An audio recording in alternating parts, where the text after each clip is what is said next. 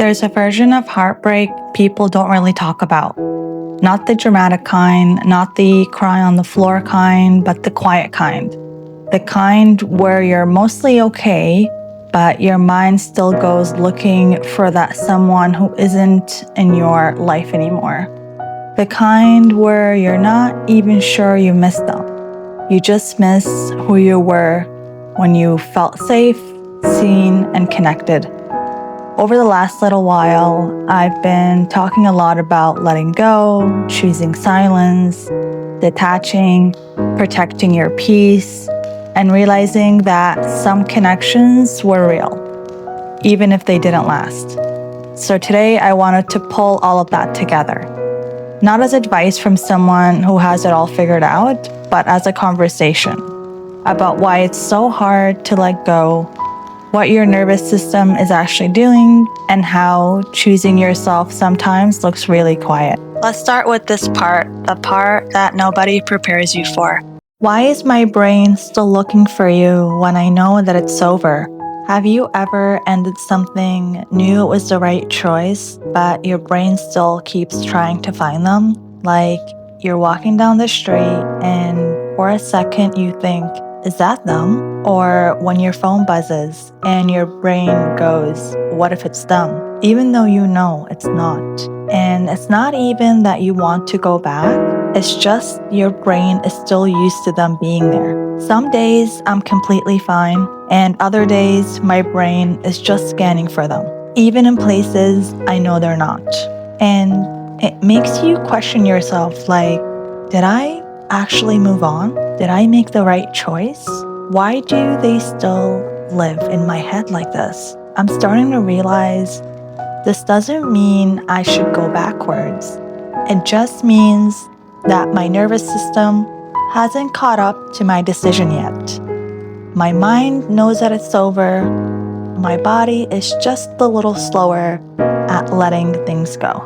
And that doesn't mean I'm weak. It just means I'm human. One day, my brain won't look for them anymore.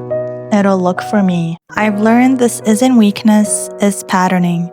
Your nervous system remembers safety, familiarity, and connection, even if the relationship itself isn't right anymore. Your brain isn't trying to hurt you, it's trying to keep you in what it recognizes. But familiar doesn't always mean healthy, and comfort doesn't always mean aligned. Which brings me to the part that feels the hardest. I can miss you every day and still never speak to you again.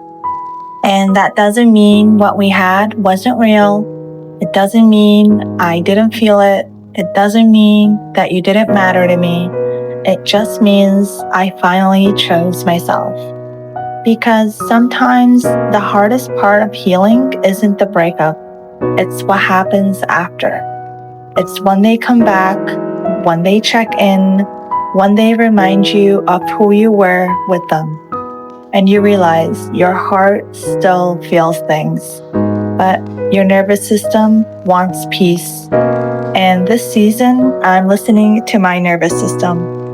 Not everything needs a response. Not every door needs to be reopened.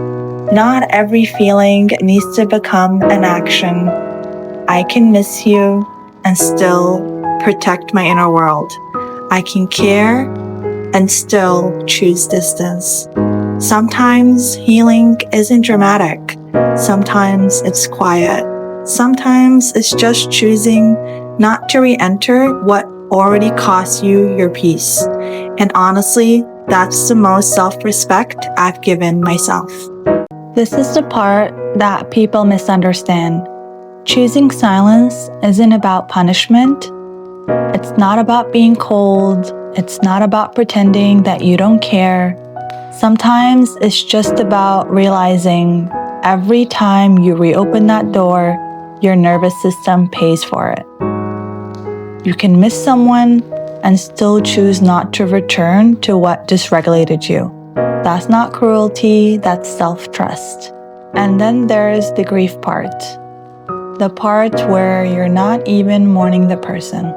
Have you ever experienced a connection that just hits really hard? Even if it's brief, and it's not just about chemistry or attraction, it's the way someone keeps up with all your quirks, all your jokes, your brain, without judgment, without rushing you, without making you explain yourself too much. It's the kind of connection where you feel calm, seen, and safe, like your energy actually matches theirs, like it's rare, but perfect in that moment. And what I realized is that I'm not missing that person as much as I'm missing the feeling. That ease, that curiosity, that sense of being understood. And the best part, it's not once in a lifetime thing. Your system is just learning what it likes, what feels safe, and what kind of energy helps you thrive. So yeah, moments like that do matter, and they also teach you what to look for next. Some connections aren't meant to be permanent, but that doesn't mean they were meaningless. They can be real, they can be beautiful, they can change you, and still not be where your life is meant to stay. Learning to hold that without romanticizing the pain is part of emotional maturity. And this is where people get stuck in the what ifs when the timing is wrong. I think one of the hardest things is meeting someone you actually feel something with and realizing they're not emotionally available. Not because they're a bad person, not because you did anything wrong, but because they're still healing or building or just trying to survive their own life. And you're left standing there like, wow, this could have been something special. It's a really quiet kind of heartbreak because nothing bad happened, it just didn't get the chance to happen. And you start missing a person you barely even know. You're not grieving them, you're grieving the version of what could have been. But I'm starting to believe what's meant for me won't require perfect timing. It'll meet me where I am, not halfway out the door. If it didn't stay, it was protecting you. Sometimes timing isn't just bad luck. Sometimes timing is information. It shows you what you're ready for, what you're not, and what still needs to grow before something could actually last. Not everything that feels right is ready, and not everything that feels intense is stable. This is where boundaries come in. Not everyone deserves unlimited access to you. I used to keep people around in my life just because they were already there. History, memories, inside jokes. Even when I felt more drained after talking to them. And I couldn't explain it really, but my energy was always lower after, like I was shrinking just a little to keep the connection going. No one tells you this, but your life is kind of like an orbit. Some people pull you closer to yourself, and some people slowly pull you away from it. And you don't have to wait for a big betrayal to choose distance.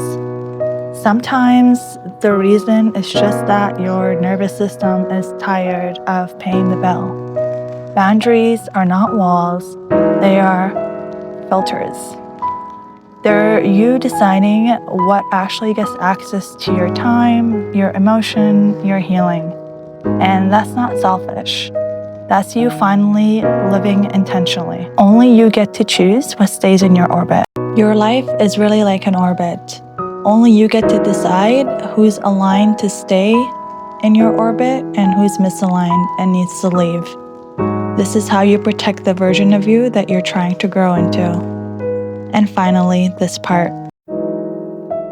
If life feels slow right now, or like nothing is happening, don't worry. You're not behind. You're in a part where growth is invisible, where your heart, your mind, and your body are all catching up to everything you've been learning. It's not flashy, it's not exciting, and it doesn't look like progress on social media. But one day you'll realize you're not the same person anymore.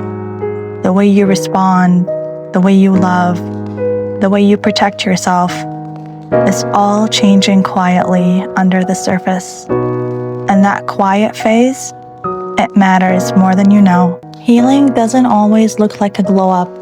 Sometimes it looks like not reacting, not going back, not over explaining, not chasing closure from people who can't give it. Sometimes growth is just calm and boring and peaceful and a little unfamiliar. If you're in a season where you're letting go, detaching, choosing silence, or protecting your peace, I just want you to know you're not falling behind. Your nervous system is learning a new normal. Your heart is learning new boundaries. Your life is making space for something healthier. One day, they won't be the first thing on your mind. You will, and what you'll be doing that day, and your goals and your dreams. And that's not because you stopped caring, it's because you finally started choosing yourself.